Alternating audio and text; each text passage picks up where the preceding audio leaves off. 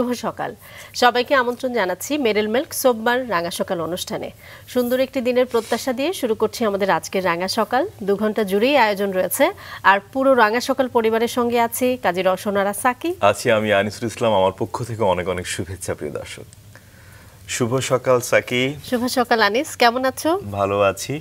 ঈদের আনন্দ তো দরজায় করা নাড়ছে। হ্যাঁ একদমই, আর আমাদের আনন্দটা তো আরো একটু অন্যরকম। তুমি জানো তুমি রান্না বান্না করো, আমি কিন্তু একটু রান্না করি, বিশেষ করে আগের দিন থেকে তো খুব বেশি একটা প্রিপারেশন চলে বাসায়। মাঝে মাঝে বেঁচে থাকার জন্য তো রান্না করতেই হয়। শুধুই কি তাই নাকি একটু ভালোবাসা থেকেও রান্না করা হয়? ভালোবাসা থেকেও মাঝে মাঝে হয়ে ওঠে। আর মানুষ যখন তার কাজকে ভালোবাসে তখন সে একজন শিল্পী হয়ে ওঠে। একদমই তাই, একদমই তাই, খুব সুন্দর বলেছো। একদমই তাই। চলো আজকে কে আছে জেনে নিই। একজন রন্ধন শিল্পী আছে আমাদের সঙ্গে, চলো জানাই। প্রিয় দর্শক, আমাদের আজকের রাঙা সকালের অতিথি রন্ধন শিল্পী রাকিবুল আলম শাবাব। চলুন আমরা আমাদের আজকের অতিথিকে স্বাগত জানাই। শুভ সকাল। শুভ সকাল ভাইয়া আপু, কেমন আছেন?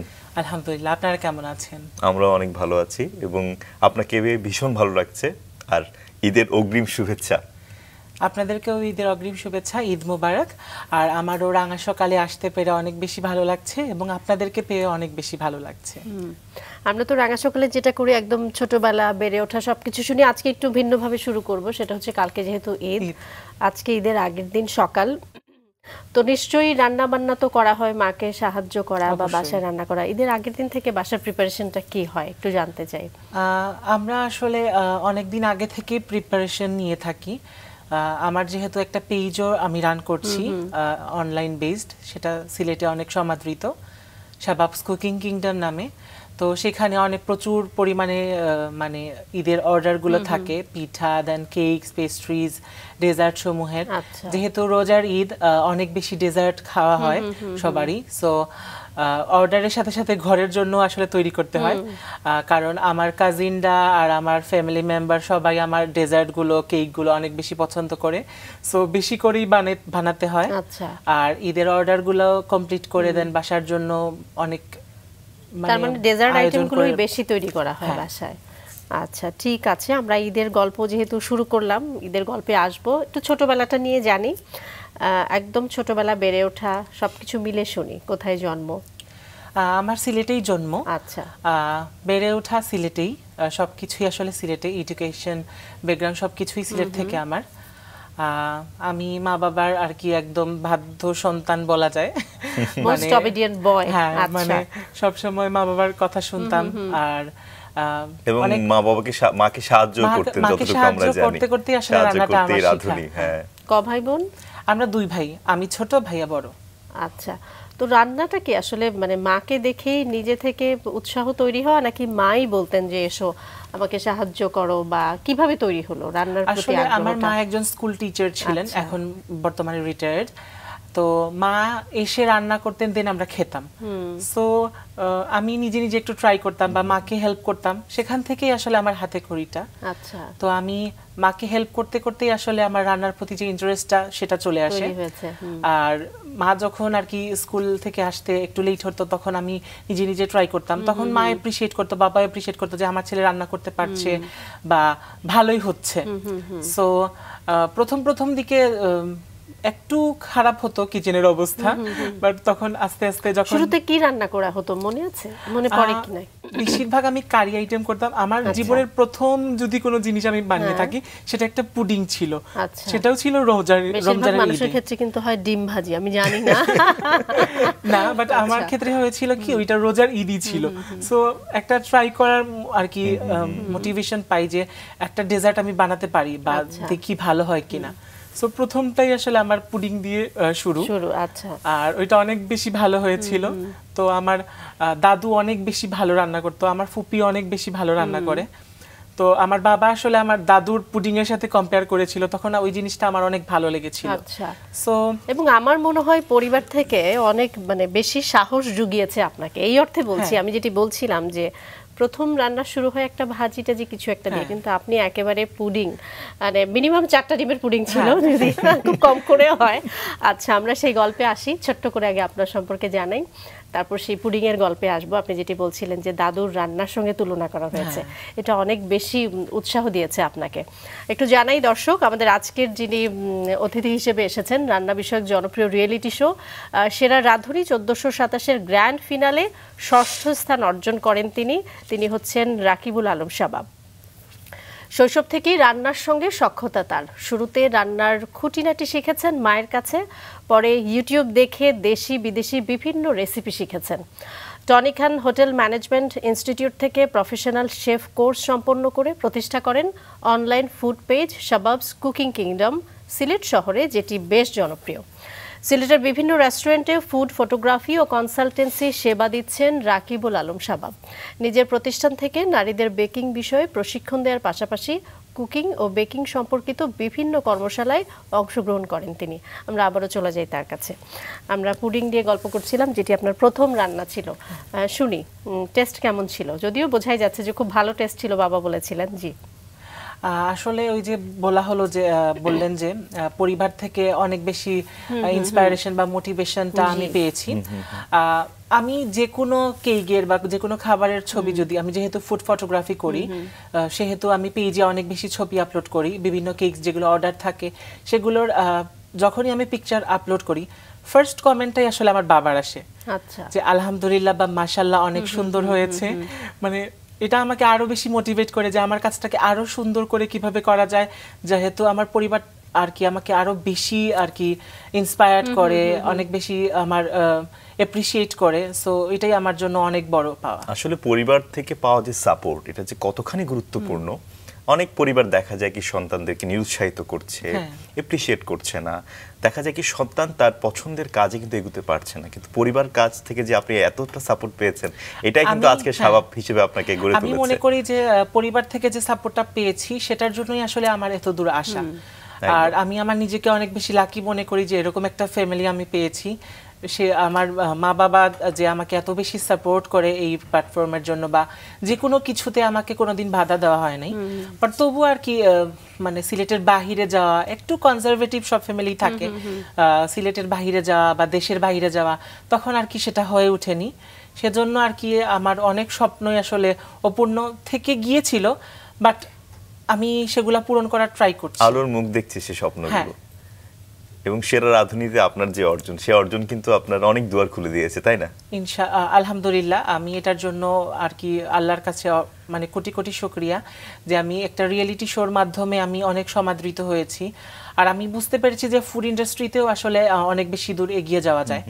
বাট আমার ছোটবেলা থেকেই আর কি মিডিয়া জগতে বা এরকম কিছু একটা প্ল্যাটফর্মে কাজ করার ইচ্ছা ছিল, অনেক বেশি আকর্ষণীয় কাজ করতে। বাট সিলেট থেকে সেটা আসলে হয়ে ওঠেনি। আচ্ছা, পড়াশোনার পাশাপাশি আর কি করা হতো? আর কোনো কিছু কি করা হতো? মানে টুকটাক রান্নাটা তো মার সঙ্গে হতোই। মানে ছোটবেলা থেকে তো টুকটাক রান্না করতাম, বাট ওইটা তো বিজনেস রিলেটেড ছিল না। বিজনেসটা আসে আসলে আমার 2016 সাল থেকে। আমি অনেক ভালো হেনা করি। আমি হেনা আর্টিস্ট হিসেবে ছিলাম 2016 থেকে সিলেটে, এখন পর্যন্ত করছি কন্টিনিউ। আর আমার এডুকেশন ব্যাকগ্রাউন্ড হচ্ছে ফ্যাশন ডিজাইনিং। সো সবকিছু নিয়ে আসলে আমার বিজি সময় কাটছে। আর রান্না তো আর আছেই, রান্না আমি কোনো সময় ছাড়বো না, কারণ রান্না হচ্ছে একটা থেরাপির মতো। আমার বেকিং কুকিংটা হচ্ছে আমার এক ধরনের থেরাপির মতো। সেটা আসলে আমাকে পিস দেয়। আর যখনই আমার একটু ডিপ্রেস লাগে, যখন ওভারথিংক করি কিছু নিয়ে, তখনই আমি বেকিং করতে বসে যাই। সো ফুল কনসেন্ট্রেট সেদিকে থাকে, রিলিফ ফিল হয়। চমৎকার করে বললেন যে আসলে আমরা যা ভালোবাসি সেটা আমাদেরকে অনেক বেশি স্ট্রেস রিলিফ করে। শৈশবে আরো থাকতে চাই আসলে, শুধুমাত্র রান্না বান্নাই কি করতেন, নাকি নিশ্চয়ই আরো অনেক কাজ করা হতো যেগুলো ভালোবাসতেন? হ্যাঁ, মানে স্কুলে আমি অনেক বেশি অ্যাক্টিভ ছিলাম, মানে সাংস্কৃতিক অঙ্গনে। তো অনেক বেশি ছবি আঁকতাম, মানে পুরো বাসার দেয়াল টেয়াল এঁকে ভরে ফেলতাম। পরে অনেক বেশি ছবি আঁকতাম, গান গাইতাম, আবৃত্তি করতাম, দেন নাচে মোটামুটি অভিনয় করতাম। তো আমি অ্যাপ্রিসিয়েশন পেয়েছি অনেক, বাট সেভাবে ফ্রন্টে যাওয়া হয়নি বা করা হতো আদার্স অ্যাক্টিভিটিতে। বাট আমি প্রাতিষ্ঠানিক কোনো শিক্ষা নিইনি, জাস্ট আমি নরমালি নিজে নিজে থেকেই। আমার মা আবার অনেক বেশি ভালো গান গায়। বাহ, মায়ের কাছ থেকে তার মানে গানটাও শেখা হতো। তো এই যে সবকিছু করা বা রান্না করা, আপনি খুব ভালো মেহেদি লাগান যেটি বলছিলেন, এবং এই যে স্কুলে বিভিন্ন অ্যাক্টিভিটির সঙ্গেও নিজেকে ইনভলভ করা, কখনো মনে হয়েছিল যে আমি আসলে কোন জায়গাটাতে নিজেকে ফোকাস করতে চাই? আপনি বলছিলেন যে ফ্যাশন ডিজাইনিংয়ে আপনি এখন পড়ছেন, কিন্তু সবসময় মনে হয়েছে যে আমি মিডিয়াতে কাজ করব কিছু না কিছু নিয়ে। তো ফোকাসটা আসলে কোন দিকে ছিল? মানুষের আর কি একটা এইম থাকে যে সবাইকে বলা হয় তুমি বড় হয়ে কি হতে চাও, সো সবাই বলতো ডাক্তার, ইঞ্জিনিয়ার।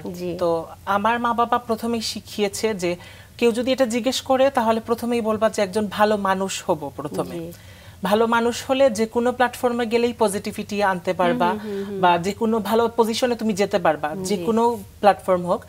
সো আমি সবসময় ক্রিয়েটিভ কিছু চিন্তা করতাম, বাট ক্রিয়েটিভ এরকম কিছু একটা প্ল্যাটফর্ম যাতে হয়। তো ফ্যাশন ডিজাইনিং আসলে আমার প্রথম থেকেই অনেক আগ্রহ ছিল, বাট ফ্যাশন ডিজাইনিং এর কোনো ইনস্টিটিউট ভালো ছিল না সিলেটে সেরকম। তো ঢাকায় আমাকে দিবে না মা বাবা, এরকম আর কি একটা ইয়ে ছিল। দেন আমি ন্যাশনাল ইউনিভার্সিটিতে ভর্তি হই সিলেটেই, যেটার নাম এমসি কলেজে। তো এখানে আমি নর্মালি অনার্স করছিলাম, ইংলিশ অনার্স। দেন আমি খবর পাই যে আমাদের সিলেটে ফ্যাশন ডিজাইনিং একটা অনার্স খোলা হয়েছে, মানে একটা প্রাইভেট ভার্সিটিতে, সেটা হচ্ছে আরটিএম আলকাবি টেকনিক্যাল ইউনিভার্সিটি। তো আমি যেদিনই শুনছি সেদিনই আমি ন্যাশনাল ইউনিভার্সিটি বাদ দিয়ে ওইখানে গিয়ে ডাইরেক্ট ভর্তি হয়ে গেছি, কারণ শখের তোলা লাখ টাকা, মানে শখের দাম লাখ টাকা। তো এরকম আর কি আমার মানে কোনো সময় আমি নিজেকে আর কি কোনো সময় দাবিয়ে রাখতে চাই নাই আর কি, বা আমার মা বাবাও আর কি আমাকে কোনো জিনিসে বাধা দেননি, বলছেন যে তোমার যেটা মন চায় তুমি সেটা করো, তুমি যদি পারো তাহলে আমরা তোমার পিছনে আছি। এজন্যই আর কি আসলে আমি যখনই দেখেছি আর কি সিলেটে এটা খোলা হয়েছে, তখনই আমি ডাইরেক্ট গিয়ে ভর্তি হয়ে গিয়েছি আর কি। আচ্ছা, রান্না নিয়ে মোটামুটি লাইমলাইটে আসা বা মানে সবার চোখে পড়া, বা এই যে অর্ডারগুলো আপনি নিচ্ছেন, পরিচিতি যেটাকে আমরা বলি এক কথায়, সেটা আসলে কখন তৈরি হলো? একদিনে নিশ্চয়ই না, ছোট ছোট করে নিশ্চয়ই আপনি বিভিন্ন কাজ করেছেন। সেই গল্পগুলো আমরা একটু জানতে চাই। 2018 থেকে আসলে আমি কেক বানাতাম। তখন আর কি ফ্রেন্ডসদেরকে খাওয়াতাম, ফ্যামিলি মেম্বারদেরকে, আত্মীয় স্বজনদেরকে দিতাম, অনেকের বার্থডেতে গিফট দিয়ে দিতাম একটা কেক। তো সবার অনেক ভালো লাগতো। সেখান থেকে আসলে ছোট ছোট করে অর্ডার আসা। তখন তো এরকম বিজনেস বুঝতাম না যে কিভাবে বিজনেস করতে হয় বা এরকম কিছু। তো আমি যেরকম বানাতাম বাসায় সেরকমই বানিয়ে দিতাম। দেন আমার বিজনেস কেক বানানো হতো, পার্টি কেক। হ্যাঁ, পার্টি কেক, বার্থডে কেক যেগুলো ওগুলা, পেস্ট্রি টাইপের যেগুলো ওগুলা। তো পরে বিজনেসটা স্প্রেড হয় আসলে করোনাকালীন সময়ে, তখন সবকিছু লকডাউন ছিল, তখন অনলাইন বিজনেস কিন্তু অনেক বুস্ট করেছিল। তখন আর কি আমার কেকটা আসলে অনেক ভালো চলেছিল। আচ্ছা, তার মানে 19 থেকে মোটামুটি আপনার বিজনেসটা স্প্রেড করলো বা স্টার্ট হলো, আমরা বলা যায় একরকম। তারপর সেই করোনার সময়ের কথা বলছিলেন যে আস্তে আস্তে হাঁটি হাঁটি পা পা করে এগিয়ে যাচ্ছেন নিজের বিজনেসের দিকে, নিজের পেজ খুলেছেন, শুনি সেই গল্প। তো পেজটা খোলা হয়েছিল আসলে 2018 সাল থেকে। ফুড ফটোগ্রাফি, দেন টুকটাক রান্নারগুলো পোস্ট করতাম। তখন থেকে আসলে মানে অর্ডার আসা শুরু হয় ছোট ছোট করে। তো তখন আর কি বিজনেসটা তো এরকম করে বুঝতাম না বিজনেস কিভাবে করতে হয় বা রান করতে হয়। বাট করোনাকালীন সময়ে যখন 2020 কোভিড চলছিল, তখন লকডাউনে অনেক বেশি রান করেছিল আমার পেজটা, পোস্ট হয়েছিল। তখন আর কি অনলাইন বেসড তো কেক, পেস্ট্রি এগুলো বেশি সেল হয়েছিল। তখন আর কি ভালোই রেসপন্স পেয়েছিলাম। দেন 2020-এ যখন রেসপন্স পাচ্ছিলাম, বাট রান্নার সম্পর্কে আরো বেশি জানছিলাম, বা তখন তো ঘরে বসেছিলাম, তখন আর কি রান্না অনেক রিসার্চ করেছি। আর আমি ফিউশন করতে অনেক ভালো লাগতো আমার, যেমন একটা জিনিসের সাথে আরেকটা জিনিস মিলিয়ে কিভাবে নতুন একটা জিনিস উদ্ভাবন করা যায়, তো এরকম করতাম। আর তখন আসলে সেরা রাঁধুনির একটা আমি অ্যাড দেখতে পাই 2020-এর লাস্টের দিকে। আচ্ছা, সো ভাবলাম যে একটা রিয়েলিটি শো দেখি এমনিতে দিয়ে, হয়তো বা আমার তো হবে না, এমনিতে পার্টিসিপেট করি। তখন আর কি রেজিস্ট্রেশন করতে করতে আর কি লেট হয়ে গিয়েছিল। তখন আমাদের সিজনে 5 দিন আরো বাড়ানো হয়েছিল আর কি রেজিস্ট্রেশনের সময়। তখন আমি ওই লাস্টের দিনই আসলে করেছিলাম, 5 ডেজের ভিতরে একদিন করেছিলাম। তো লাকিলি আমাকে রিজিওনাল অডিশনের জন্য ডাকা হয়। তখন আমি যেটা আর কি অডিশনের জন্য আর কি সিলেক্ট হয়েছিল সেই রান্না, আর সাথে একটা পোলাও টাইপের নিয়ে গিয়েছিলাম। কি রান্না ছিল? এটা ছিল আমার একটা ফিউশন ফুডি। এটা হচ্ছিল ঘিয়ে ভাজা রসুনে মুরগি, আর একটা জিরা পোলাও নিয়েছিলাম। তো আমি মনে করেছিলাম যে এত তখর রাঁধুনির মধ্যে হয়তো বা আমার কিছুই হবে না, কারণ আমি একদম সামান্য ছোট হোম কুক, ঘর থেকে রান্না করছি, কোনো প্রাতিষ্ঠানিক শিক্ষা নেই। তখন আমি অনেক ভয় কাজ করছিল, আবার অনেক এক্সাইটমেন্ট কাজ করছিল, মানে নার্ভাস ফিল হয়নি, মানে অনেকে আসলে প্ল্যাটফর্মে গেলে, মানে বড় বড় প্ল্যাটফর্মে গেলে আর কি নার্ভাস হয়ে যায়, বাট আমার নার্ভাসনেস আসলে সেরকম কাজ করেনি। আমি নিয়ে যাই জাজেসদের সামনে, তো ওনারা অনেক অ্যাপ্রিশিয়েট করে, ভালো লাগে ওনাদের, আর বলে যে তুমি একদম আর কি রিয়েলিটি শোর জন্য পারফেক্ট। সো আমাকে একটা ওয়েটিং কার্ড দেওয়া হয়। তখন আমার বিশ্বাস হয়নি যে আমাকে ঢাকায় নিয়ে যাবে বা এরকম কিছু। তো ওয়েটিং কার্ড পাওয়ার পর বসেছিলাম অনেকক্ষণ, তো সবার সাথে আসলে গল্প করছিলাম, যে দেখছিলাম যে অনেকে ভালো ভালো রাঁধুনি বা ওনারা আগে অনেক রিয়েলিটি শোজ করে এসেছেন, বাট আমি প্রথমই সেরা রাঁধুনিতে আর কি এরকম করেছিলাম পার্টিসিপেট, আগে কোনো রিয়েলিটি শোতে সেরকম যাওয়া হয়নি। তো ওয়েটিং কার্ডের সবাইকে নিয়ে যাওয়া হয়েছিল, তখন হঠাৎ আমার নাম উঠে আসলো যে আপনাকে আমরা ঢাকায় নিয়ে যাচ্ছি। তখন আমি একটু আর কি অবাক হয়েছিলাম যে কিভাবে আমার হলো। তো গেলাম ঢাকায়, তো আমি বলা হয়েছিল যে 40 দিনের মতো আমাদের থাকতে হবে। আচ্ছা, মানে 40 দিন যারা আর কি টিকবে বা স্টুডিও রাউন্ড পর্যন্ত যাবে তারাই আর কি 40 দিন পর্যন্ত থাকবে।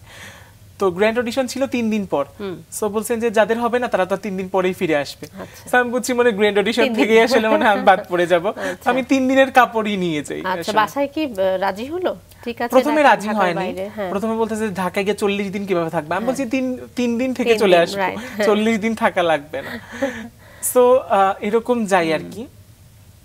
তো গিয়ে লাকিলি ওইখানে তো দেখলাম যে অনেক ভালো ভালো রন্ধনশিল্পী ভাইয়া আপুরা আসছে, তো তখন আর কি একটু নার্ভাস ফিল হয়েছিল যে আমি কি পারবো, না পারবো না, বাট না পারলে তো নাই, আমি 3 দিনের ভ্যাকেশনের মতো আসছি, চলে যাবো আবার। তো গ্র্যান্ড অডিশন হলো, তখন আমাদের মানে কো ইনগ্রেডিয়েন্টস দেওয়া হয়েছিল কমলা লেবু। আচ্ছা, তো আমাদের সিলেটে তো অনেক বেশি কমলা লেবু হয়, আমাদের বাড়িতেও অনেক বেশি কমলা হয়, তো আমি কমলা দিয়ে অনেক বেশি আর কি জিনিসপত্র বানাতাম আগে থেকেও, যেমন অরেঞ্জ কেক, যে কোনো ধরনের সাভরি আইটেম গুলো আমি অরেঞ্জ দিয়ে বানানোর ট্রাই করতাম, অরেঞ্জ চিকেন টাইপের এরকম কিছু। তো আমি একটা কাবাব বানাতাম, নার্গিসি কোফতা। আচ্ছা, তো শাবাবস কাবাব দিয়েই আসলে একটা আমি রান্না করে ফেললাম, একটা অরেঞ্জ দিয়েই আর কি, অরেঞ্জ ফ্লেভার দিয়ে, হ্যাঁ, গার্লিক অরেঞ্জ সস দিয়ে, শুনেই ভালো লাগছে, nargisi kofta with garlic orange sauce, মানে ইনস্ট্যান্ট তখনই নাম আর কি দিয়েছিলাম ওই ডিশের, আর ফিউশন করে বানানো। তো জাজেসদের অনেক বেশি ভালো লেগেছিল। তখন আমাদের সিলেট থেকে 3 জনকেই আসলে গ্র্যান্ড অডিশন থেকে স্টুডিও রাউন্ডে নিয়ে যাওয়া হয়। তখন আসলে এক্সাইটমেন্ট আর মানে আগ্রহ আর বা আরো আগানোর যে আকাঙ্ক্ষা, কনফিডেন্ট লেভেলটা আমার মনে হয় আরো স্ট্রং হয়ে যায়, বা মনে হয় যে আরেকটু এগিয়ে যাই, মানে আরেকটু এগিয়ে যাই এরকম আর কি। দেন আমার টপ 15 থেকে টপ 10 এ আসা, টপ 10 থেকে টপ 6 এ আসা, দেন কম্পিটিশন তো একটা, তো অনেকগুলো চ্যালেঞ্জেস থাকে, এক্সাইটমেন্ট কাজ করে অনেক বেশি। তো লাস্টের যে এপিসোডটা ছিল তখন অনেক বেশি আর কি, মানে অনেক বেশি আর কি চ্যালেঞ্জিং ছিল। অবশ্যই 2টা রাউন্ড ছিল না, আমার মতো মনে হয় প্রত্যেকটা এপিসোডই এক একটা চ্যালেঞ্জ, বাট আমি যেদিন বাদ পড়েছিলাম ওই দিন আসলে 2টা চ্যালেঞ্জ আমার একসাথে পড়ে গিয়েছিল। আচ্ছা, আমরা বাদের চ্যালেঞ্জে অনেক পরে আসবো। আমরা 15 থেকে, যেহেতু আপনি বললেন, আমরা 15 থেকে একটু জানতে চাই সেখানে কি কি চ্যালেঞ্জ নিতে হয়েছিল, টপ 10 এ কি হলো, এরপর টপ 6 এ কি হলো, আমরা প্রত্যেকটা এপিসোডের গল্পই জানতে চাই। আপনার জন্য তো আসলে এটা একটা নতুন একটা প্ল্যাটফর্ম, তাই না? এবং আমার যতটুকু মনে হয় যে রান্নার প্রতি আপনার যে আগ্রহ বা রান্নাকে নিয়ে যে আরো বড় করে স্বপ্ন দেখা যায়, এটা আমার মনে হয় সেরা রাঁধুনি আপনার ভেতর সেই বীজকে আরো সুন্দর করে বপন করেছে। সেই জন্যই আসলে আপনার কাছ থেকে জানতে চাই পুরো বিষয়টা। জি, টপ 15 এ যখন গেলাম তখন আমাদের একটা গ্রুমিং সেশন হয় 1 সপ্তাহ জুড়ে। তখন অনেক গ্রুমিং হয়, যে কিভাবে শুধু রিয়েলিটি শো তো রান্না দিয়েই হবে না, সবকিছু ফোকাস করতে হয়, প্লেটিং ফোকাস করতে হয়, কিভাবে পোস্টার, কিভাবে গেস্টার বা কথা বলতে হয় কিভাবে, বা তুমি প্রেজেন্টেবল কিভাবে হবা। সো অনেক গ্রুমিং আসলে ওই 7 দিনেই আমাদের হয়ে যায়। আর নিজেকে আর কি আসলে নতুন ভাবে পাওয়া, যে রান্নার সাথে সাথে কিভাবে একটা রিয়েলিটি শোতে কিভাবে নিজেকে তুলে ধরা যায়, সুন্দরভাবে তুলে ধরা যায়, সেটাই আসলে সেরা রাঁধুনি থেকে শিখে আসছি। আর যখন আমরা টপ 15 হই তখন আমাদের স্টুডিও রাউন্ড হয়। স্টুডিও রাউন্ডে অনেকগুলো আঞ্চলিক খাবার, দেশীয় খাবারের চ্যালেঞ্জেস, পরে হচ্ছে শাহী খানাদানা, দেন অনেক ধরনের ইন্টারন্যাশনাল ফুডস, পরে বেকিং সবকিছুই থাকে ওইটার মানে ইনক্লুডেড। তো আমার কমফোর্ট জোন ছিল আসলে বেকিং, দেন হচ্ছে ডেজার্ট আইটেম আর শাহী ধরনের খানাদানা, মানে শাহী টাইপের খানাদানা। তো আমি বিরিয়ানি এপিসোডে সর্বোচ্চ নাম্বার পাই, আমাদের গ্রুপ চ্যালেঞ্জ ছিল, তো আমাদের বিরিয়ানিটা আসলে সেটের সবাই খেয়েছিল, এত ভালো হয়েছিল। কিসের বিরিয়ানি ছিল সেটা? এটা একটা মুগলাই মুরগ বিরিয়ানি ছিল, মানে মুঘল টাইপের একটা বিরিয়ানি। সো এটা হচ্ছে নরমাল বিরিয়ানি থেকে একটু আলাদা, তো সবাই অ্যাপ্রিশিয়েট করেছে। বিরিয়ানির কথা শুনেই আসলে খুব খেতে ইচ্ছে করছে, কিন্তু আজকে তো রমজান, এটা সম্ভব না। রমজান সম্ভব না, তবে আমাদের আজকের যিনি এসেছেন তিনি আমাদের জন্য একটা বিরিয়ানি তৈরি করে নিয়ে এসেছেন, সেটি আমরা হয়তো ইফতারে খেতে পারবো, কিন্তু আমরা এখন দর্শকদেরকে শেয়ার করবো। আমরা আরেকটু গল্পে এগিয়ে নিয়ে যাই, তারপরের পার্টে হয়তো আমরা আমাদের দর্শকদেরকে সেটি নিয়ে অবশ্যই দেখাবো। জি, বিরিয়ানির গল্প করছিলেন। তো এই যে জাজেসরা খাচ্ছেন বা দেখছেন, বিভিন্ন কমেন্ট করছেন, এই বিষয়গুলো তো ছোট ছোট করে আপনার ভিতর ওয়ার্ক করতো না, যে আসলে পরের পার্টটাতে আমি নিজেকে কিভাবে তৈরি করব, সেই জায়গার চ্যালেঞ্জগুলো আসলে কি সবসময় নেওয়া যেত? কারণ আপনি যেটি বলছিলেন যে আপনারা গ্রুপেও কাজ করেছেন, অনেক সময় সিঙ্গেলিও কিন্তু অনেক প্রেজেন্টেশন ছিল খাবারের ক্ষেত্রে, সেখানে আসলে নিজেকে কিভাবে তৈরি করা হতো? আমি যেহেতু আসছিলাম আর কি, ব্যাকগ্রাউন্ডটা ছিলই যে আমার ডেকোরেটিভ বা ক্রিয়েটিভ আইডিয়া, তো আমার প্লেটিং অনেক সময় আর কি খুবই ভালো হতো, মানে সবাই অ্যাপ্রিশিয়েট করতো জাজেসরা। আর ফুডের যেটা ছিল চ্যালেঞ্জেস হঠাৎ আমাদেরকে দেওয়া হতো যে এটাই আজকে রান্না করতে হবে, সো আর কি ইনস্ট্যান্ট ভেবেই আসলে অনেক জিনিস ছিল যেগুলো আমরা রেসিপি জানা নাই, বা কোনো অনেক কিছু আছে যে চ্যালেঞ্জেস গুলো আসছে বা এগুলো তো আমার জানা নাই, বা আমি এগুলো তো ঠিকমতো পারি না। ইনগ্রেডিয়েন্ট দেয়া হতো ইনস্ট্যান্টলি, আপনাকে একটা ইনগ্রেডিয়েন্টও দেওয়া হতো না আমাদেরকে, জাস্ট নামটা বলে দেওয়া হতো, আমরা ইনগ্রেডিয়েন্টস পেন্ট্রি থেকে নিয়ে আসতাম, দেন ওইটা বানিয়ে ফেলতাম। আচ্ছা আচ্ছা, এমন কোন সিগনেচার ডিশ কি ছিল যেটা অনেক বেশি প্রশংসিত হয়েছে? এই তো বললাম যে বিরিয়ানিটা অনেক বেশি প্রশংসিত হয়েছিল। আচ্ছা, সেটা তো আপনি টপ 15 এর কথা বলছিলেন না, এটা হচ্ছে টপ 12 এ। আচ্ছা আচ্ছা আচ্ছা, তারপরের এপিসোডগুলো নিয়ে যদি শুনতে চাই, টপ 10 টপ 6। তখন আসলে তখন তো ফ্যামিলি থেকে অনেক দূরে, তো সবার মধ্যেই আসলে আমি ফ্যামিলিকে খুঁজে নিয়েছিলাম, আর আমাকে সবাই অনেক বেশি আদর করতো, তো কেউ যদি বাদ পড়তো তাহলে আমি অনেক ইমোশনাল হয়ে যেতাম, যে পরিবারের একজন হয়তোবা চলে যাচ্ছে, এরকম টাইপ লাগতো। তো সবাই আদর পেয়েছি ওইখানে, অনেক বেশি প্যাম্পারিং পেয়েছি, আর আমিও সবাইকে অনেক বেশি এন্টারটেইন করতাম। তো আমরা আসলে ফ্যামিলির মতোই থাকতাম, তো কম্পিটিশনটা আসলে সেরকম করে মনে হয় নাই যে না এ আমার প্রতিদ্বন্দ্বী, আমি এর সাথে কম্পিট করতেই হবে, এরকম কিছু। আমরা এনজয় করে রান্না করতাম, আমি প্রতিদিন গেলে একটু বেরেস্তা করতাম, সবাই ওইটা নিয়ে যেত, মানে এরকম আমরা মিলেমিশে রান্না করতাম। তো কেউ যদি বাদ পড়তো তাহলে অনেক বেশি খারাপ লাগতো আসলে। আমরা অনেক সময় দেখতে পাই, এবং সেরা রাঁধুনিতেও তাই, যে একটা টাইমিং ফ্রেম, একটা টাইম ফ্রেম বেঁধে দেওয়া হয়। সবসময় কি আসলে এই টাইমের মধ্যেই কি সবকিছু কমপ্লিট করা কি সম্ভব হতো? মানে চ্যালেঞ্জেস যেটা টাইম দেওয়া হতো আমাদের, আসলে 1 ঘন্টা বা 90 মিনিট, বা বেকিং এর জন্য 2 ঘন্টা এরকম দেওয়া হতো। আসলে ওই টাইমটা কিন্তু ওই টাইমের ভিতরেই রান্না করতে হতো। সো ওই টাইমের ভিতরে আমরা আসলে প্রেজেন্টেশন, কিচেন পরিষ্কার করা, দেন আমাদের আবার কস্টিংও করতে হতো। সো ওইটা আমরা ওই টাইমের ভিতরেই করতে হতো, কারণ ওই টাইমের ভিতরে না করলে চ্যালেঞ্জেস আসলে তাহলে আর কমপ্লিট হলো কিভাবে। তো ওইটাই আসলে ওই টাইমের ভিতরেই করে ফেলতাম আমরা, মোটামুটি হয়ে যেত আসলে। তখন আর কি লাস্টের দিকে স্পিড অটোমেটিক চলে আসতো যে না এটা কমপ্লিট করতেই হবে এই টাইমের ভেতরে। আসলে রাঁধুনির হাত পাকা, এটাই বলতে হবে আর কি। একদমই। এবং আমার তো মনে হয় এটা অনেক বড় চ্যালেঞ্জ না, একটা জিনিস কিনে এনে কস্টিং বের করা, এবং অনেক সময় তো আপনাদের জাজেসরা আপনাদেরকে বলতো যে এটা যখন তুমি সেল করবে সেখানে কতটুকু প্রফিট রাখতে পারবে। এমন কি কখনো হয়েছে যে আমার সেল প্রাইজের চাইতে আমার আসলে কস্টিংটাই বেশি পড়ে যাচ্ছে? এমনও তো মনে হওয়ার কথা, মানে হুটহাট করে যদি এরকম কোনো চ্যালেঞ্জ দেওয়া হয়, সেগুলো নিশ্চয়ই অনেক ইন্টারেস্টিং ছিল। কেমন ছিল একটু শুনি।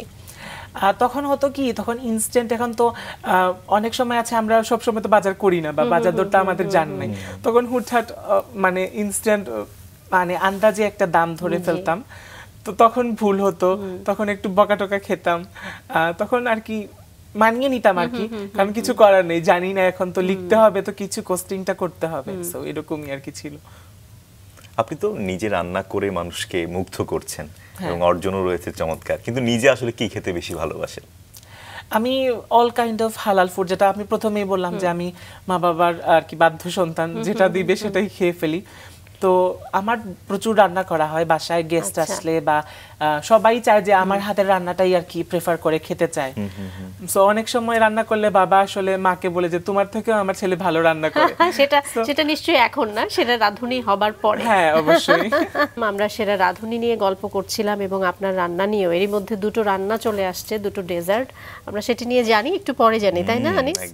আমরা তার আগে গল্পেই থাকতে চাই। সেটি হচ্ছে রাঁধুনি তো আসলে একটা প্ল্যাটফর্ম তৈরি করে দিল, সেখান থেকে আসলে কি চিন্তা ভাবনা নিয়ে বের হওয়া হলো যে আসলে রন্ধন শিল্পটাকে নিজের জায়গা থেকে আসলে কোন জায়গায় নিয়ে যাওয়ার একটা পরিকল্পনা তৈরি হলো? সো রাঁধুনিতে যাওয়ার আগে আসলে আমার প্রাতিষ্ঠানিক কোনো শিক্ষা ছিল না রান্না সম্পর্কে, কুকিং সম্পর্কে। সো আমি রাঁধুনি থেকে বের হওয়ার সাথে সাথেই আসলে আমি বুঝতে পারি যে না, এখানেও একটা বেটার ফিউচার বা একটা প্ল্যাটফর্ম তৈরি হতে পারে, বা আমি এটা কেরিয়ার হিসেবেও নিতে পারি। সো আমি পড়াশোনার পাশাপাশি আমি একটা প্রফেশনাল শেফ কোর্স করি, Tony Khan hotel management institute, যেটা আমাদের সিলেটেও একটা ব্রাঞ্চ আছে অলরেডি। সো সেখানে আমি গিয়ে শিখি, অনেক ভালোই শিখিয়েছিলেন আমাদের ইনস্ট্রাক্টররা। সো ওইখান থেকে আসলে আমার হোটেল ইন্ডাস্ট্রি সম্পর্কে কাটিং নলেজগুলো, কুকিং নলেজগুলো, যেগুলো আমি আসলে রাঁধুনির আগে সেরকম করে জানতাম না। কুকিং টেম্পারেচার কিভাবে, মানে কিভাবে ফুডটা তৈরি করলে আমার ক্রস কন্টামিনেশন হবে না, কিভাবে হাইজিন মেনটেন করতে হবে, সব কিছুই আসলে একটা chef course, professional chef course করলেই আসলে শেখা যায়। সো এটাই আর কি, আমি রাঁধুনি থেকে বের হওয়ার সাথে সাথেই আসলে একটা 1 বছরের ডিপ্লোমা কোর্স করে ফেলি। সো সেখান থেকে আমি কুকিং লেভেল 1-2 কমপ্লিট করি। বাট মানে রান্না সম্পর্কিত তো জানার কোনো শেষ নেই, মানে জানতে চাইলে আরো জানার আছে। সো মানে যতটুকু আর কি বাংলাদেশের প্রেক্ষাপটে দরকার ততটুকু আমার শিক্ষা হয়েছে। এখন আমি এক্সপ্লোরিং করছি আরো, মানে আরো বেশি রান্না সম্পর্কে শিখছি, নতুন নতুন অভিজ্ঞতা অর্জন করছি। আর আমি ফিউশন করতে অনেক বেশি ভালোবাসি, যেটা বললাম আগেই। তখন আমি অনেকগুলো জিনিস আমি মিক্স করে যেটা খাওয়ার যোগ্য হয় কিনা, বা ফিউশন করলে মানুষ এরকম ফিউশন করে ফেলে যেটা আসলে খাওয়ার অযোগ্য হয়ে যায়।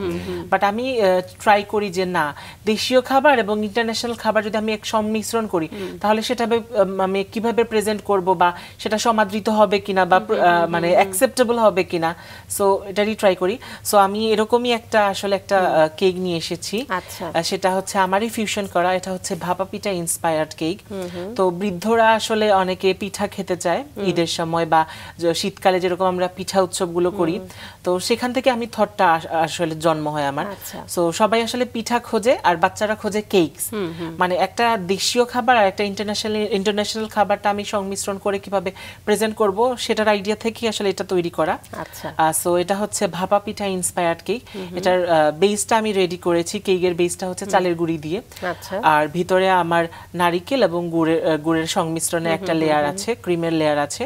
সো এটা আপনি খেলে ভাপা পিঠারও ফিল পাবেন, আবার কেকেরও ফিল পাওয়া যাবে। চমৎকার। এবং উপরে কি দেওয়া হয়েছে ওটা? উপরে আমি এখানে ডেসিকেটেড কোকোনাট, এটা হচ্ছে জ্যাগরি, মানে গুড় আমি একটু স্প্রেড করে দিয়েছি যাতে ভাপা পিঠার লুকটাও চলে আসে। এটা সম্পূর্ণ আপনার কনসেপ্ট, রাইট? হ্যাঁ। আচ্ছা, চমৎকার একটা কেক, তাই না? এবং আমি এখান থেকে একটু স্মেলটাও পাচ্ছি, সেজন্য আমি আপনাকে অফ এয়ারে জিজ্ঞেস করছিলাম যে নারকেলটা কিন্তু মনে হচ্ছে ওটা শুকনো, তাই না?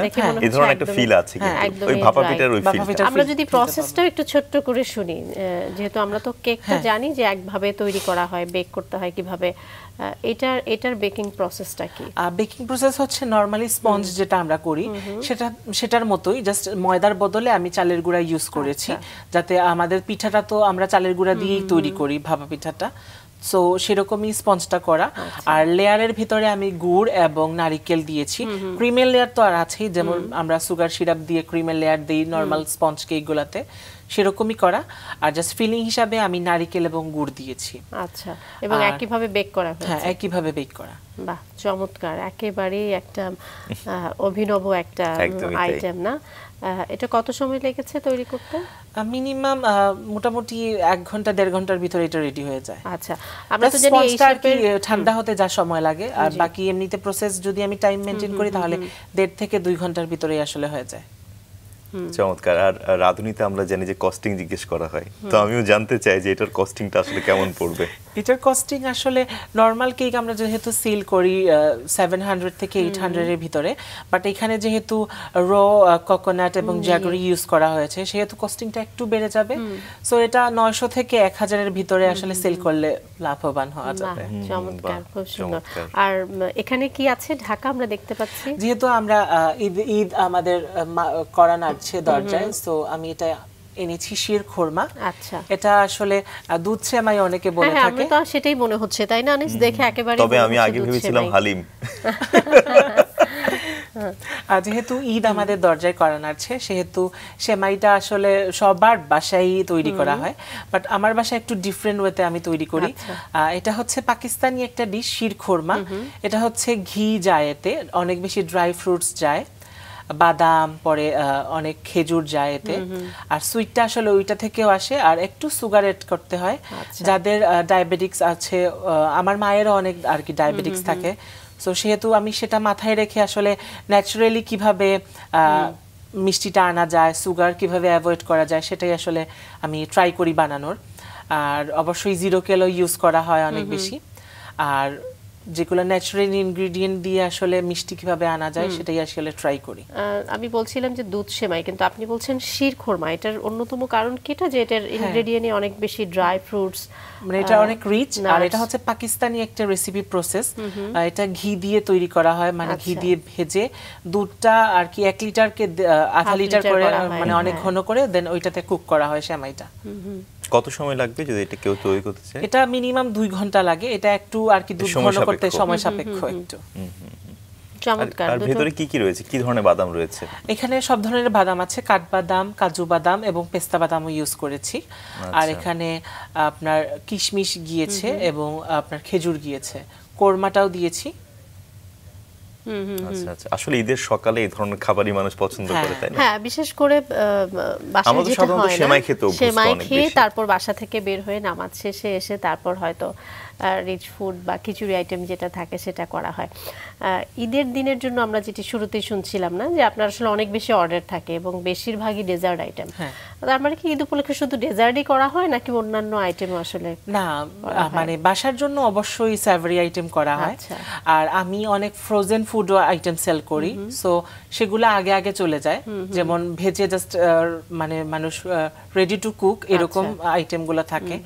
আর অনেক বেশি রোস্ট পোলাও ওই দিন অর্ডার থাকে, বাট বেশি না হয় না, কারণ ঈদের একটা আমেজ থাকে যে পরিবারকে সময় দিব না কাস্টমারকে স্যাটিসফাইড করব। সো কাস্টমারকেও যাতে খুশি রাখা যায় আর নিজের পরিবারকেও যাতে খুশি রাখা যায়, সেরকম ব্যালেন্স করে আসলে ঈদের দিনটা আমার যায়। শুধু কি পরিবার, ঈদের দিনে নিশ্চয়ই বন্ধু বান্ধবরা অনেক বেশি করা না রে, যে শাবাব আপনি এত চমৎকার সব ফুড আইটেম রান্না করেন। প্রথমেই বললাম যে কাজিনরা, ফ্রেন্ডসরা অনেক বেশি অ্যাপ্রিশিয়েট করে, আর ঈদের দিন তো মাস্ট আমার ডেজার্ট খাওয়ার জন্যই ওরা আমার বাসায় আসে, সো এটা অনেক ভালো লাগে। আর আমি ওদের জন্য আলাদা করে একটা আইটেম বানাতে চাই, মানে প্রতিবার ঈদে ডিফারেন্ট কিছু বানাতে আর কি ট্রাই করি, যাতে ওরা ভালো লাগে যে ওইটা তো গত ঈদে খেয়েছি, এবার আরেকটু ডিফারেন্ট। পুরোটা খাওয়াই নাই, তাহলে কি ডিফারেন্ট আসছে এবারিতে? এবার আমি অনেক বেশি ফিউশন করা ট্রাই করেছি, যেমন ভাপা পিঠা ইন্সপায়ার্ড কেকও বানাবো। দেন আমি কাতায়েফের ভিতরে বাকলাভা, চিজ কেক এগুলো অনেক বেশি বানাই। চিজ কেকটাও আর কি আমার সবাই অনেক বেশি পছন্দ করে। চকলেট মাছ কেকগুলো অনেক বেশি পছন্দ করে। রিচ যেগুলো চকলেট টাইপের ডেজার্ট থাকে সেগুলাই আসলে বেশি পছন্দ করে, সো সেগুলাই বানাবো এবার। আচ্ছা, আপনার অর্ডারগুলো কি মানে একেবারে সিলেট কেন্দ্রিক নাকি শুধু পুরো বাংলাদেশ? বা আমার কেক যেগুলা সেগুলা ক্রিম জাতীয় কেক যেগুলো, এগুলো আসলে সিলেটের বাইরে সেরকম ডেলিভার করা হয় না, বাট কেউ যদি পিক আপ করে নিয়ে যায় নিতে পারবে। যেরকম আমার এরকম ডেকোরেটিভ কেক আসলে সেরকম ক্যারি করা যায় না, বাট আমার টাপ কেক কিন্তু লন্ডন, আমেরিকা, কানাডা দেশের বিভিন্ন জায়গায় গিয়েছে। আমার কাজিনটাও থাকে, তো সবাই বলে যে বিদেশের কেকগুলো মজা লাগে না, তোর কেকটা অনেক বেশি মজা। সো আমি পাউন্ড কেক যেগুলো ড্রাই কেক যেগুলো থাকে, মানে কাপ কেকস, মাফিনস, এগুলো আসলে ক্যারি করা যায়, সো সেগুলো আমি বানিয়ে দেই, দেশের বাহিরেও যাচ্ছে, বাট এটা সেল না, বাট গিফট হিসেবে যাচ্ছে। ইনশাল্লাহ প্ল্যান আছে যে আমার কেক বা আমার যে রান্না যেগুলা আমি ইন্টারন্যাশনালি সেল করব বা ইন্টারন্যাশনালি প্ল্যাটফর্মে শো করব, সেটাই আসলে আশা। নিশ্চয়ই নিশ্চয়ই। এবং আপনি সেই জায়গা থেকে আমরা যেটা জানি যে আপনি ফুড ফটোগ্রাফিটাও স্টার্ট করেছেন, সেটাও করছেন, সেই জায়গাটাও যদি আসতে চাই সেটার জন্য কি কোনো কোর্স করা হয়েছে নাকি আসলে একেবারেই নিজে থেকেই মানে একদম নিজে থেকেই এটা। তো আমার ভাইয়ার কথা আসলে বলা হয়নি সেরকম। তো ভাইয়া আসলে ও মুখ দিয়ে আসলে অ্যাপ্রিসিয়েট করে না, বাট ওর অ্যাপ্রিসিয়েশনের ধাঁচটা কি আসলে অন্যরকম, কাজ দিয়ে বোঝায়, মানে হ্যাঁ পাশে আছি ওইটা বোঝায়। সো আমার যতগুলো গ্যাজেটস আছে যেগুলো রান্নার, বেশিরভাগই ওর গিফট দেয়া। ওভেনটাও ও দিয়েছে, বিটার মেশিনটাও ও কিনে দিয়েছে, দেন ক্যামেরা, একটা প্রফেশনাল শুট করার জন্য একটা ক্যামেরাও ও কিনে দিয়েছে। সো ফুড ফটোগ্রাফি ও বেশি আমাকে আগ্রহ আর কি জন্মিয়েছে যে ফুড ফটোগ্রাফিটা কর। তখন আসলে ইনস্টাগ্রাম ঘেটে, দেন প্রিন্টারেস্ট ঘেটে, দেন অর্গানাইজ করে বিভিন্ন ফুড, ওইগুলো ফুড ফটোগ্রাফি করা, পরে রেস্টুরেন্টের জন্য ফুড ফটোগ্রাফি কিভাবে হয় বা একটা কেক কিভাবে সুন্দর করে প্রেজেন্টেবল হয়, সেগুলো আসলে ওই আমাকে বেশি আর কি আগ্রহ জন্মিয়েছিল। আর যেহেতু আমি ফুড ফটোগ্রাফি করি, ও সবসময় হেল্প করে। আর আমি যতগুলো রেস্টুরেন্টের কনসালটেন্ট হিসাবে কাজ করছি বা ফুড ফটোগ্রাফি করছি, ওই আসলে হেল্প করে বেশি। সবকিছু তো ফুড কেন্দ্রিক, আপনার তো ফ্যাশন ডিজাইনার হওয়ার ইচ্ছা ছিল, সেই স্বপ্নের কি অবস্থা? আমি আসলে ব্যালেন্স করেই চলছি। আমি ফ্যাশন ডিজাইনিং পড়ছি সিলেটের আরটিএম আল-কাবির টেকনিক্যাল ইউনিভার্সিটিতে। সো পড়াশোনা হচ্ছে আমার এডুকেশন লাইনে, যেটা বলা যায় ফ্যাশন ডিজাইনার হিসেবে প্রতিষ্ঠিত হতে চাচ্ছি।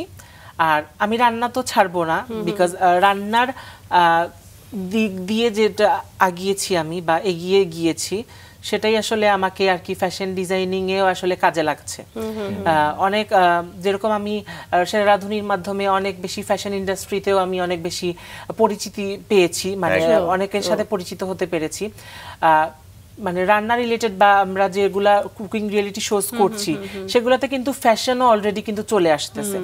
আর আমার যে ফ্যাশন ডিজাইনিং এর একটা থিম থাকে, সো আমি ওই থিমটাও আসলে ফুড রিলেটেড রাখছি। আমার বিভিন্ন কাপড়ে ফুডের প্রিন্ট থাকছে বা ফুড নিয়ে কোনো থিম থাকছে। আমার যেটা মনে হয়, আপনি যেহেতু ফিউশন পছন্দ করেন, ফ্যাশন ডিজাইনিং এবং রন্ধন না কুকিং দুটোকে একসঙ্গে আসলে একটা ভালো একটা মানে মিশিয়ে একটা সংমিশ্রণ, একটা ভালো ফিউশন তৈরি করা যায় রান্নার পাশাপাশি আসলে ফ্যাশন সচেতনতা। আচ্ছা, রাঁধুনির প্ল্যাটফর্মটা যদি পাওয়া না হতো, তাহলে কি আসলে রান্না নিয়ে এত চিন্তা ভাবনা এগিয়ে যাওয়াটা কি হতো? আসলে হয়তো বা না, হয়তো বা আমি এডুকেশন ব্যাকগ্রাউন্ডটাই বেশি ফোকাসড করতাম। বাট রান্না আসলে ছাড়তাম না, বাট রান্না নিয়ে কাজ করা হতো না, এটাই আসলে। রান্না আসলে যেটা বললাম আমি প্রথমেই, যে আমাকে পিস দেয়, মানে থেরাপি হিসেবে কাজ করে, সো ওইটাই। আর যেহেতু আমি পেজ রান করছি, আমার পেজের যে সেল হয় সেই লভ্যাংশ থেকেই আসলে আমি আমার এডুকেশনটাও চালিয়ে যাচ্ছি। তো এটাই আসলে আমার জন্য অনেক বড় প্রাপ্তি, যে আমি আমার নিজের পায়ে দাঁড়িয়ে ফ্যামিলিকেও হেল্প করছি, আমার নিজের এডুকেশনটাকেও চালিয়ে নিতে পারছি, সেটাই আসলে এক একটা অর্জন আমাদের জীবনের মোড় পাল্টে দেয়, তাই না সাকি? একদমই আনিস, যেমনটি আপনি বলছিলেন সেটা রাঁধুনির কথা। আমরা একটু জানতে চাই যে আমাদের সামনে যেহেতু আরেকটা ডিশ চলে আসছে, একেবারে ঈদের মেইন ডিশ যেটাকে আমরা বলি, বিরিয়ানি আইটেম, এবং আপনি করেছেন আজকে চিকেন বিরিয়ানি, না? এটা হচ্ছে মোগলাই চিকেন বিরিয়ানি। এটার বিশেষত্ব হচ্ছে এটা একটু আলাদা মশলা দিয়ে মেরিনেট করে, দেন এটা হচ্ছে দম দিয়ে রান্না করা হয়। এটাতে কোনো আলু যায় না, জাস্ট এটা হচ্ছে চিকেন মেরিনেট করে, just kind of pakki biryani যেরকম করা হয় সেরকমই প্রসেস, বাট মশলাটা একটু ডিফারেন্ট। আচ্ছা, পাক্কি বিরিয়ানিতে আমরা অনেক সময় কিছুটা মাংসটাকে হয়তো একটু সিদ্ধ করে আলাদা কষিয়ে নেই, হ্যাঁ সেরকমই এটা করা। হ্যাঁ, আচ্ছা, এখানে কতটুকু ইনগ্রেডিয়েন্টটা নিয়ে যদি জানি, পুরো ইনগ্রেডিয়েন্ট চিকেন এবং হচ্ছে রাইস। হ্যাঁ, এখানে হচ্ছে যতটুকু রাইস নিয়েছি তার ডাবল হচ্ছে চিকেনের ওজনটা হবে। সো আমি এখানে 500 গ্রামের মতো আমি চিকেন নিয়েছি, আর এখানে 250 গ্রামের মতো বাসমতি চাল নিয়েছি, কারণ চালটা হচ্ছে কি ডাবল হয়ে যায়, সো ব্যালেন্স হয়ে যায় চিকেন আর রাইসের সাথে। আচ্ছা, মশলাটা ভিন্ন বলছিলেন, হ্যাঁ, ভিন্নতা আসলে কোথায় মশলাতে? ভিন্নতা আসলে আসে এক একজনের হাতের মশলার ব্যালেন্সটা আসলে আলাদা হয়। যেরকম সবার বিরিয়ানি সেম হয় না, আমার বিরিয়ানি একটু ডিফারেন্ট হয়, কারণ আমি অনেক ধরনের মশলা ইউজ করি। যেমন আমাদের দেশীয় বাংলাদেশে যেরকম মশলাগুলো পাওয়া যায়, সেগুলোর সাথে বিদেশি মশলা অ্যাড করেও আমি আসলে একটা বিরিয়ানি মশলা তৈরি করি। সো স্টার এনিস থাকে, আপনার লবঙ্গ থাকে, কাবাব চিনি থাকে, দারুচিনি, এলাচ তো থাকেই, তেজপাতা থাকে। সো সবগুলোর সংমিশ্রণে, জয়ফল, জয়ত্রী সবগুলোর সংমিশ্রণে ব্যালেন্স করে একটা মশলা করি, সেটাই আসলে আমি বিরিয়ানিতে ইউজ করি আমার। আচ্ছা, এবং আপনি বলছিলেন কম বেশি, আমরা তো জানি সবকিছুই তো আসলে মেজার করে আমরা করি, এখানে কি মানে মেজার মানে কি বলে এটাকে, মানে নিজের আন্দাজের একটা ব্যাপার থাকে যে কতটুকু আসলে আমি দেব না, যে আমি কোনটার ফ্লেভার বেশি এনহ্যান্স করতে চাচ্ছি। সো আমি যদি একটু স্টার এনিসটা বেশি দিয়ে দেই ওইটার ফ্লেভারটা বেশি হয়ে যাবে, সো ওইটা বিরিয়ানিটা আর কি ডাল করে ফেলবে। সো আমি সবকিছুর ব্যালেন্স আর কি রেখে দেন আমি আর কি ইউজ করি। চমৎকার, চমৎকার একটি আইটেম। এটি কি আসলে আমরা ঈদের দিন দুপুরেই করতে পারি নাকি? অবশ্যই, এটা কিন্তু আমি দুপুরেই করি, যেহেতু সকালে সবাই ডেজার্ট গুলো খায়, যেমন স্ন্যাক্স গুলো খায়, পিঠা খায় অনেক বেশি। তাহলে আমরা কবে যাচ্ছি আপনার বাড়ি? অবশ্যই এইবার ঈদে, আগামীকাল আসুন। এবারে ঈদে হয়তো হবে না আনিস, কিন্তু আগামীর ঈদের দাওয়াত আমরা রাখলাম ইনশাআল্লাহ। আমরা যেহেতু বিভিন্ন আইটেম নিয়ে কথা বলছি, আপনি চিকেন বিরিয়ানি নিয়ে এসেছেন, এটার বাইরে আসলে আর কি কি আয়োজন স্পেশালি একটু আলাদাভাবে করা যায় ঈদের দিনের জন্য যদি জানতে চাই? সো আমাদের শাহী ধরনের খাবার দাবার বেশি চলে। চাইনিজ আইটেম আসলে ঈদের চাইনিজ বা ইন্টারন্যাশনাল কুজিন সেরকম চলে না। সো রোস্ট, পোলাও, কোরমা, পরে রেজালা টাইপের বিরিয়ানি তো চলেই। আমার বিরিয়ানি খাওয়ার জন্য আমার ফ্রেন্ডসরা, কাজিনরা অনেক বেশি মানে এক্সাইটেড থাকে যে ডেজার্টের পাশাপাশি এই চিকেন বিরিয়ানি নাকি? হ্যাঁ, চিকেন বিরিয়ানিটাই। আর আমি কাচ্চি অনেক ভালো রান্না করতে পারি। সো কাচ্চিটা আসলে কুরবানি ঈদে বেশি করা হয়, রোজার ঈদে কাচ্চি, তাই না? এটা কি হতে যাচ্ছে এমন কিছু? হতেও পারে ইনশাআল্লাহ। যেহেতু রান্না সম্পর্কে বললাম, সেহেতু রান্না সম্পর্কিত আসলে আমার ব্যক্তিত্বটা উঠে আসে। সো আমি ব্যক্তি হিসাবে যদি বলতে চাই, আমি অনেক বেশি over loving, over caring, but আমি যেটা আসলে মানুষকে দেই ফিরতি আসলে সেটা পাই না।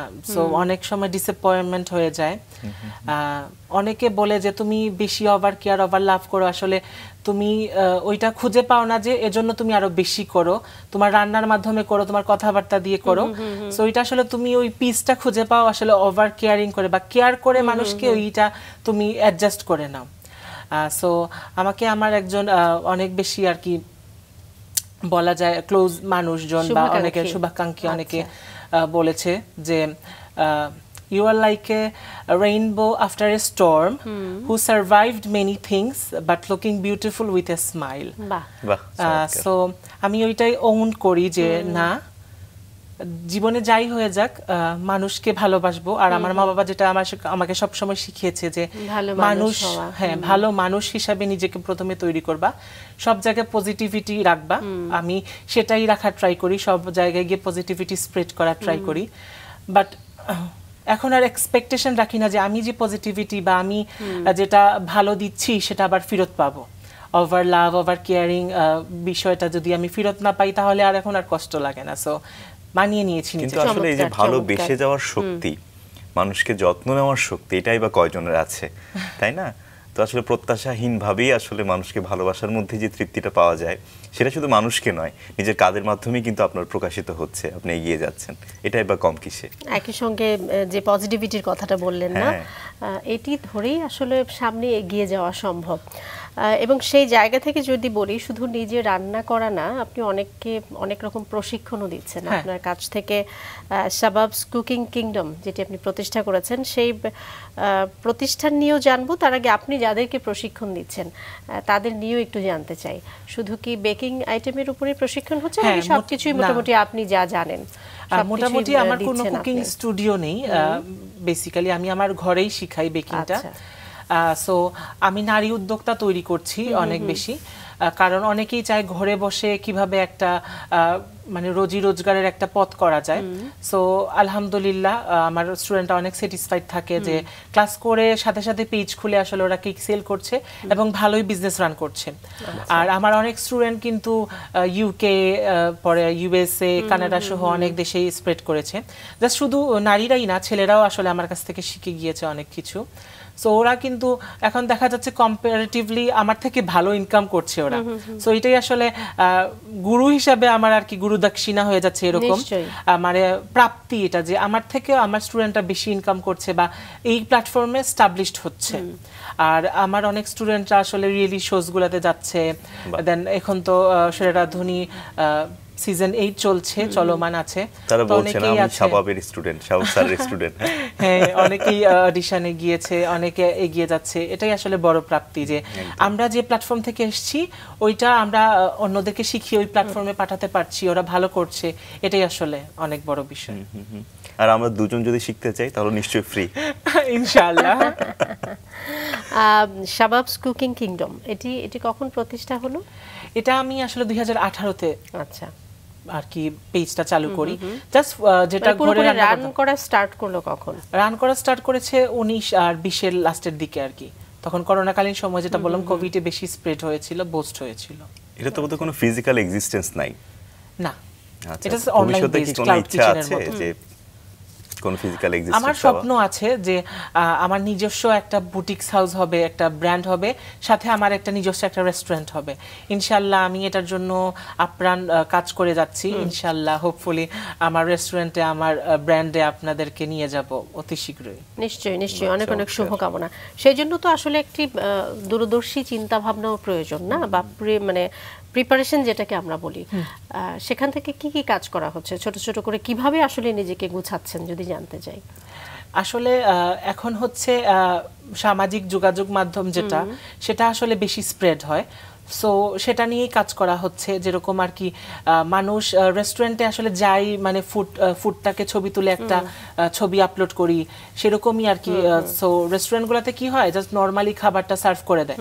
তো আমি ফাইন ডাইন হিসাবে একটা রেস্টুরেন্ট করতে চাচ্ছি, যেখানে মানুষ তৃপ্তি সহকারে খাবেও, একটা সুন্দর কর্নার থাকবে, ছবি তুলতে পারবে, ফুডের ছবি তুলে আপলোড করতে পারবে।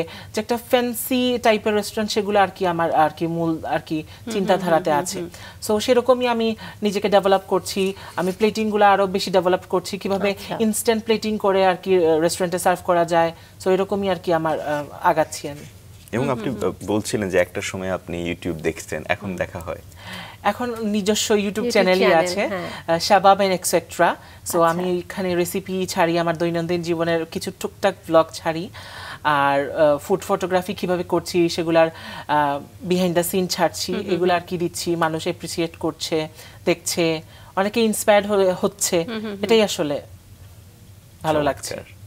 বাবা মা কি বলে আসলে এই অবস্থায় দেখে আপনাকে? প্রথমেই যে বললাম, আমার শাবাবটি আসলে এখন কত দূরে গিয়ে যাচ্ছে? ওনাদের কাছে তো এখন আমি ছোট্ট, বাট আমার মা বাবাকেও আমি অনেক বেশি ভালোবাসি। ওনারা আমাকে প্রচুর ইন্সপায়ার করে, আমার ভাইও আমাকে অনেক বেশি ইন্সপায়ার করে, আর ফ্রেন্ডসরা আছে, আত্মীয় স্বজনরা, সবাই তো ইন্সপায়ার করছেই।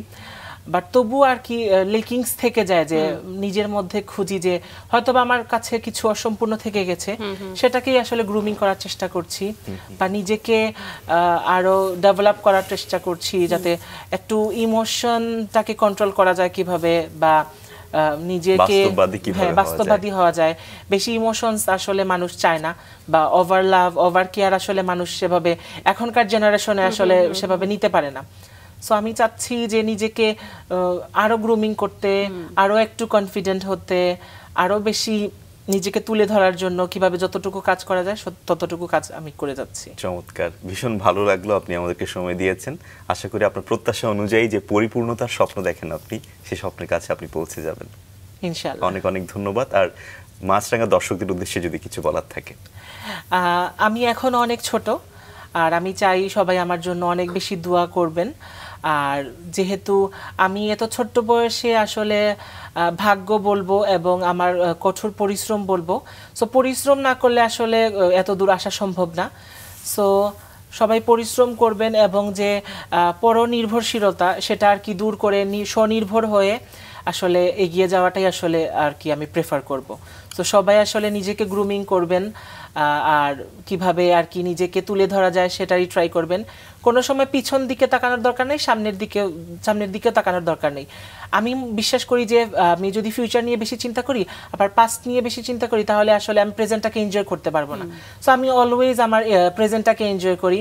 সো আমি ফিউচারে কি করব, কারণ আমরা তো মরণশীল, মানে আমাদের মরতেই হবে, আমি আর কয়দিন বা বাঁচবো। সো আমি প্রেজেন্টটাকে আর কি এনজয় করতে চাই। সেটাই আর কি সবাইকে বলবো, যে প্রেজেন্টটাকে এনজয় করুন, আর নিজের ব্যক্তিত্বকে তুলে ধরুন, এবং নিজেকে গ্রুমিং করুন। আসলে দিন শেষে নিজে ছাড়া আর কাউকে পাওয়া যায় না। অনেক অনেক শুভকামনা, অসংখ্য ধন্যবাদ আপনাদেরকেও এবং মাছরাঙা টেলিভিশনকে অনেক বেশি ধন্যবাদ আমাকে ইনভাইট করার জন্য। আর অগ্রিম ঈদ মোবারক। ঈদ মোবারক।